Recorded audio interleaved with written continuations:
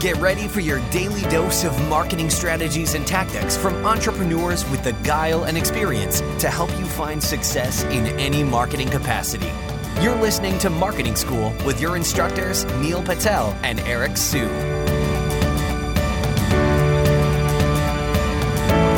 Welcome to another episode of Marketing School.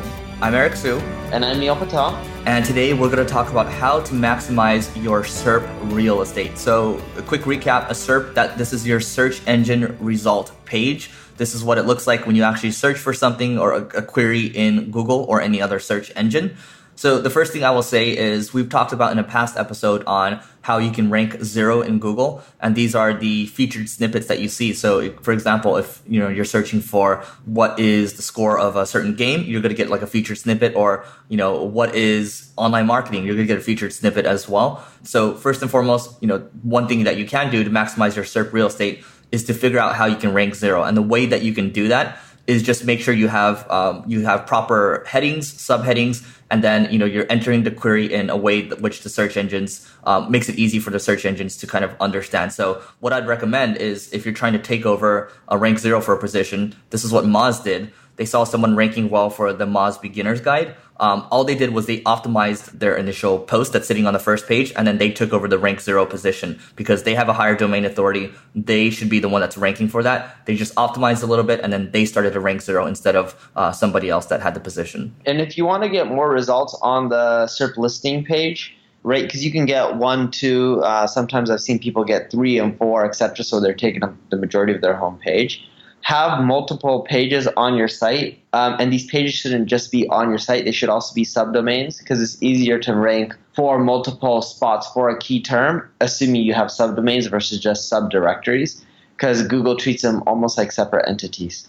And yeah, a good case in point here is if you Google the term Marketing School, which is our podcast, we occupy 5 or 6 positions on the first page. And this is across different domains. So there's Neil's site, there's Growth Everywhere, and then there's Single Grain, and then I think there's like another site that we made, and then there's like the iTunes page as well. So I would also say, if you're trying to occupy as much real estate as possible, for one of our clients currently, if you Google their brand keyword, most of the things on the first page are their social media pages, for example, because the social media pages, they often have a very high domain authority, right? We're talking Twitter, we're talking Facebook, things like that. So make sure it seems basic, but claim your social media pages, and then then you can occupy those positions too. Otherwise, you're going to have like random other stuff showing up, and you just want to have your stuff ultimately showing up, and where people you make it easy for people to find out more news about you, or ultimately just click through back to your site.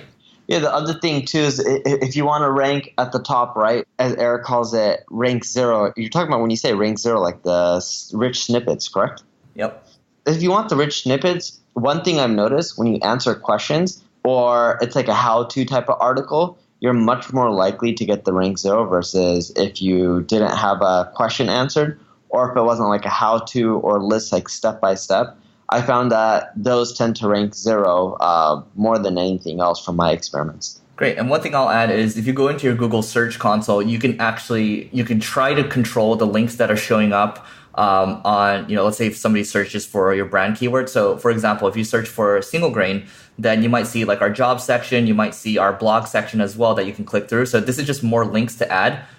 So your top position, if you have the top position, you're going to have you have the option to show maybe 4 to 6 links or so. So try to control that, see if you can add more. That doesn't guarantee you, if you go into Search Console and add these links, that they're all necessarily going to show up, but it at least tells them that, hey, Google, you're telling Google that you want these to show up, and sometimes you get it, sometimes you won't, but better to have it and see what happens. Speaking of linking, the main page that's ranking for a keyword, when you have subpages under it, like from a hierarchical standpoint, like with the subfolders. So let's say if it's singlegrain.com/marketing, and then it's singlegrain.com, and he's ranking for marketing. And then let's say he wants to rank 1 and 2. So he has singlegrain/marketing/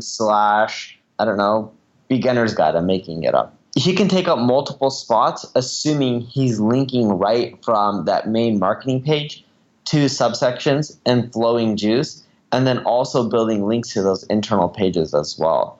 So not only do you want to link and set up your URLs in a fashion in which they go up to a parent route that's already ranking, but you also want to link build to those internal pages because it increases the chance that they also rank alongside with the other result that's ranking there. Because keep in mind, if you're number one for a listing, let's say the term marketing, and that subpage, all you have to do is get it to the 10th spot.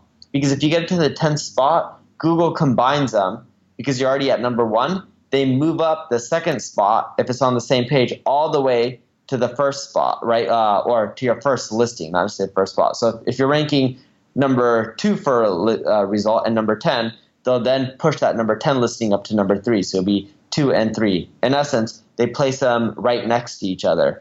So you don't have to rank the second one as high up as the first one. You just have to rank it high enough. Yeah, and then one thing I will say, I mean, for one of the clients that we have right now, we're doing reputation management for them, and they're trying to push kind of negative results down for their brand word, their brand keyword.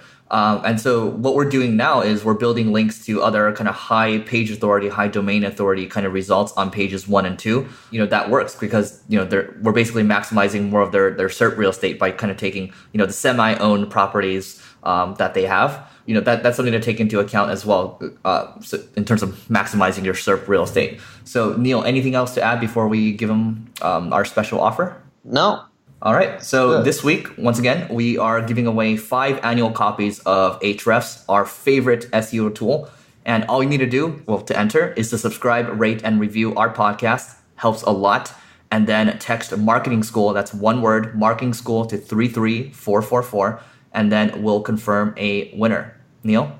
As I mentioned in the past, we don't get paid for this. This isn't a sponsorship. All Eric and I are trying to do, and you'll see us do more of this in the future, is we're reaching out to companies that have amazing tools and products that we use and figuring out ways to work with them so we can just give away their products and services for free to you guys because we appreciate you guys listening. Tell your friends about this. I mean, we're going to continue to try to lock in these deals because we know that, the time that you spent with us is valuable. So with that being said, we will see you all tomorrow. This session of Marketing School has come to a close. Be sure to subscribe for more daily marketing strategies and tactics to help you find the success you've always dreamed of.